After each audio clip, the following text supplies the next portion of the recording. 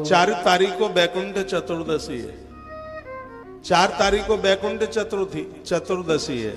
4 तारीख को जो कार्तिक उद्यापन करते हैं, रात भर जागना होता है। 14 को रात्रि भर तुलसी मैया के चरणों में तुलसी पत्र चढ़ाया जाता है। मंडप के नीचे माई को बिठाया जाता है। भगवान गोविंद श्री कृष्ण को बिठा लेते हैं, सालराम भगवान को रख लेते हैं। बड़ा सुंदर सा मंडप बनाया जाता है।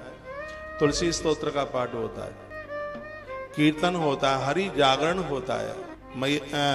भगवान के नाम की एक ज्योत जलती है और भगवान नारायण को दिन भर चतुर्दशी को, बैकुंठ चतुर्दशी को बेलपत्र चढ़ाए जाते हैं। साल की यह पहली तिथि है जहाँ स्वयं महादेव भगवान नारायण को वो बेलपत्र चढ़ाते हैं। बैकुंठ चतुर्दशी ये तिथि बड़ी अद्भुत है। भगवान को कदम के फूल चढ़ाए जाते हैं। इसमें कदम के फूल मिल जाते हैं। इसमें आम के पेड़ की कोपलें होती हैं। यदि इस टाइम में मिल जाती हैं तो उसकी माला बना करके भगवान लक्ष्मी नारायण को पहनाई जाती है।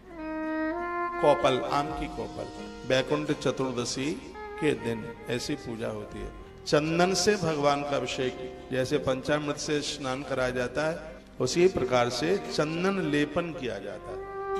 इधर ठाकुर जी को सब लोग अपने अपने गोपाल जी को बैकुंठ चतुर्दशी के दिन सिर्फ आंखें ही दिखाई दें, पूरा शरीर चंदन से पोत दो, लेप देना। बिल्कुल चंदन लेपन करना हम भी करते हैं, हर साल करते हैं। और ठाकुर जी को आप बेल पत्रियां चढ़ाइए। बैकुंठ चतुर्दशी आ रही है, बहुत आनंद हो जाएगा। एकादशी के दिन भगवान राजा बलि के यहां से आए। कहते हैं प्रयाग में जहां त्रिवेणी है, भगवान यहीं आके निकले। ये ग्रंथ में लिखा है वहां से भगवान बद्रीनाथ गए, बद्री विशाल।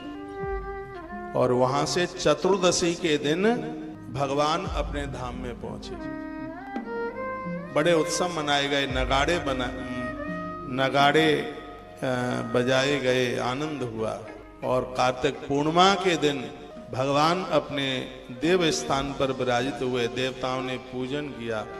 फिर सभी देवताओं ने भगवान नारायण और माता तुलसी का पूजन किया, वंदन किया। बहुत आनंद हुआ।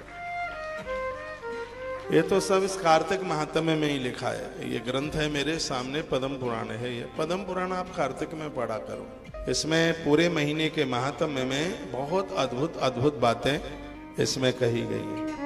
द्वादशाम तुलसी पत्रम धात्री पत्रम तो कार्तिके लुनाति स नरो गच्छे निर्यानति गर्यताम।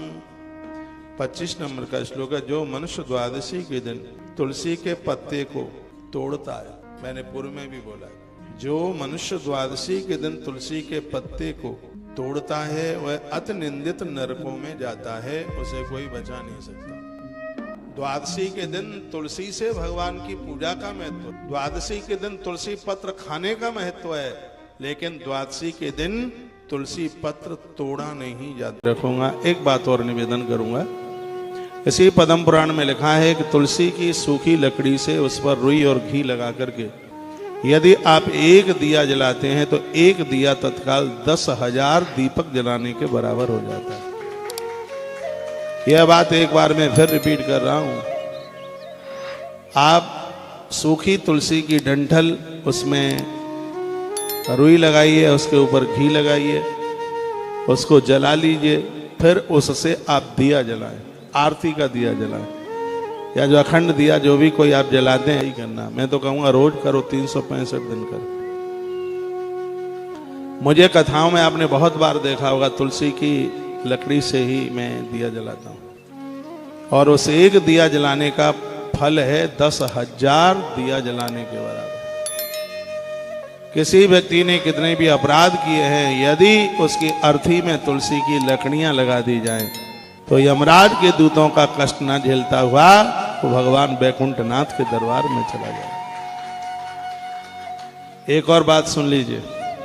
जो तुलसी की लकड़ियां जला करके भगवान को भोग बनाते हैं, चूल्हा तैयार कर लो, सूखी तुलसी, तुलसी की लकड़ी जलाकर, अपने लिए नहीं भगवान के लिए, तुलसी की लकड़ी जला करके भगवान का जो भोग बनाते हैं, ठाकुर जी को भोग लगाते हैं, 1000 वर्ष तक भगवान के भोग लगाने में यदि कोई अपराध हो जाता है तो 1000 वर्ष तक की गलतियां माफ हो जाती हैं। 1000 साल तक की गलतियां माफ। लहसुन प्याज के हाथ से और कोई ऐसा अपराध हो गया, उतनी शुचिता नहीं रही और उस पवित्रता को आप नहीं कर पाए, भगवान के भोग पदार्थ में हाथ लग गए, तो 1000 वर्ष तक का अपराध भगवान क्षमा कर देते हैं। तुलसी की लकड़ी के ऊपर यदि भगवान का प्रसाद बनाया जाए, भगवान का भोग बनाया जाए, उसकी इतनी बड़ी महिमा है। तुलसी की लकड़ी को चंदन की तरह घिस करके भगवान के ऊपर उसका लेपन किया जाए, उस भक्त के जीवन में कभी चर्म रोग, कभी कुष्ठ रोग नहीं होगा, कोई बीमारी नहीं होगी। जो भगवान को चंदन की तरह तुलसी घिस करके उस काष्ठ को चंदन में मिलाकर जो भगवान को लेपन करते हैं, भगवान शीतल हो जाते हैं, भक्त के प्रति इतने प्रसन्न हो जाते हैं, प्रसन्नता के आंसू आ जाते हैं भगवान की आंख में, इतने प्रसन्न हो जाते हैं। तुलसी आयुर्वेद में भी बहुत आगे है। तुलसी की लकड़ी का पाउडर बना लीजिए और उसको ताजी पानी या हल्के कुनकुने पानी के साथ रोज आप उसको लेते रहिए। आपके पेट की कोई बीमारी नहीं रहेगी। थायराइड के लिए तो ये रामबाण बन जाएगा, कोई बीमारी ये रहने ही नहीं देगी।